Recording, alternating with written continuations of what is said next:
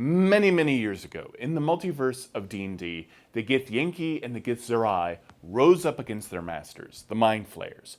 I talked to Mike Merles about what makes the Gith unique and their history. So how did the Githyanki revolt? That is a really important question, because we don't know. Nobody knows. The Githyanki aren't talking. We know that the Mind Flayers had this empire that spanned the world's material plane, which prompts a lot of really interesting cosmological questions, of which no one really is answering right now. And I don't mean that just in terms of us as creators. Like, the gods don't talk about it. The records we have that you find in the world don't go, like, no one really talks about it. And there's a lot of suspicion and kind of, we think creatively what may have happened. The multiverse was a very different place back then. But what we do know is that the Gith overthrew the Mind Flayers somehow. And remember, we think of Mind Flayers, we're actually talking about the Elder Brains. They toppled their empire, and there's a few interesting things that fall out of that. Not much of that empire remains. There are not Mind Flayer ruins all over the place. You'd expect that they'd be everywhere, but they're not. And the Gith, after they won, immediately fell into infighting. The Githzerai and Githyanki started fighting amongst themselves. They splintered. The Githyanki were much more warlike. The suspicion is that they were the warrior caste, that the Mind Flayers, the Elder Brains, used them as their enforcers, as their rank and file troops. And they've essentially been preserved in that state ever since, both literally because they dwell in the astral plane, where time does not pass. The astral is a timeless realm. You experience moment to moment, but time doesn't cause any changes. Like, I can take something in the astral plane and break it, and it remains broken. But I don't age. If I just take that object and leave it, it doesn't decay. Nothing about it changes. It's a realm really of stasis. So it's not quite accurate to say it's a realm, a timeless realm. It's really more a place of stasis. So they not only then are they still, they don't age, but their culture really hasn't changed. And it's a warrior culture. So they are very much focused on destroying the Mind Flayers. Whenever they pop up, they send out parties to destroy them. And they are also fixated on Vlaakith, the Lich Queen. The Lich Queen was not their original leader. There was a hero named Gith who led the uprising and defeated the Mind Flayers. She then went to strike a deal in Hell with Tiamat and didn't come back. But Vlaakith came back. And since then, Vlaakith's been in charge. No one's really sure what happened to Gith. Vlaakith had a great story she told the Githyanki that everything's fine, Gith will come back, I'm just minding the store. Until then, do what I say. And no one's really clear why Tiamat struck a deal with Vlaakith or Gith, but what we do know now is that she has pledged red dragons to help the Githyanki. Now, if you're a red dragon and you're in this timeless realm of stasis, and you're serving a bunch of humanoids, that's not exactly the best place to be. Dragons want to age. They like getting older. They get bigger and more powerful. And they also get bigger treasure hoards.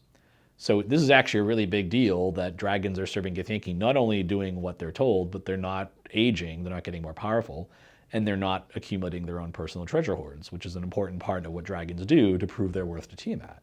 But now Tiamat has ordered these dragons to do it, so I guess that's okay with her. But still, it rankles. So now you have this very militarized society that has a purpose that is, they exterminate the Mind Flayers, they raid the material plane, they raid worlds, take what they want. They don't really make things. They aren't creators. The Githyanki don't produce art. They don't produce a real culture. They're somewhat hollow. They're a device that has this very focused purpose, and that's it. And that's why, in some ways, cosmically, they're kind of a sideshow.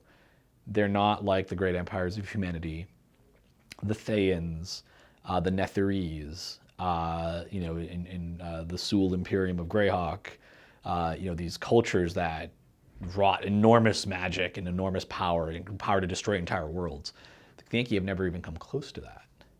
So they're an interesting group of folk. They're so fixated on their ancient enemies that that's all they really do. And if they don't have someone to fight, they don't really have much purpose to live. It's a very decadent culture they have in many ways, because they don't have a need to work when they're in the astral, when they're in Tunarath, their city. They don't need to grow food. They don't need to make new things. Nothing breaks unless they break it. Now, the Githyanki being quite violent often break things. It's a nice distraction. But Vlaakith essentially is just keeping them busy and keeping them fixated on the mind flayers. And no one's really quite sure if there's an endpoint to this, or if Vlaakith is just content to be in this very secure position surrounded by an army of incredibly well-trained, powerful, psionic warriors, or if there's an endgame. If there's a destination for all this plotting and planning and this society that she's built and set into stasis. And for all we know, maybe Gith is going to come back. We don't know.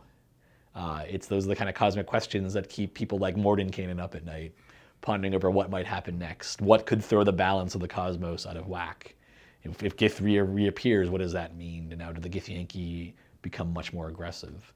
So the Githyanki they were once human. We know that much.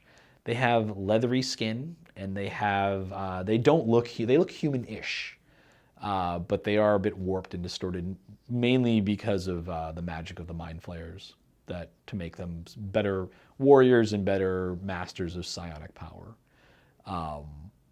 And so if you were to see a Githyanki, you'd immediately recognize it just looks different from a human. They lay eggs, for instance, right? That's another way they were altered. The Githzerai, back when the mind flayers were defeated, they really were acting in reaction to the formation of the Githyanki society. The Githzerai felt like that the war was over.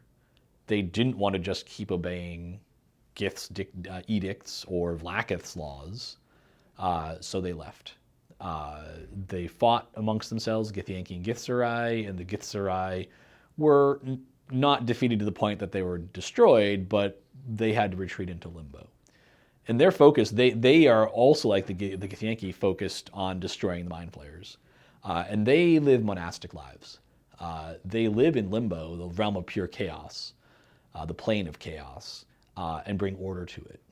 They have very orderly minds, and they are philosophers, but more like warrior philosophers. They also have psionic talent, and they are also warriors. They're monks. Unarmed combat is their focus. But they are more militarized in order to survive within limbo, rather than in being militarized almost in essence for lack of anything other direction given to them by their leaders. So, and they're not on good terms with the Githyanki, but they are not quite at the level of open warfare that they used to have. And in many ways, they don't necessarily have any more insight into the Githyanki and Gith and what actually happened to the mind flayers than anyone else did. Gith led the uprising, and so when the Githzerai left, they were just, rank and file troops, essentially. When did this deal happen with Gith? Did this happen before the mind flayers disappeared or after? It was after. We know that much. And that was sort of another interesting element to it of, if the mind flayers were so powerful, where were the dragons? And we know at that point Tiamat was in hell.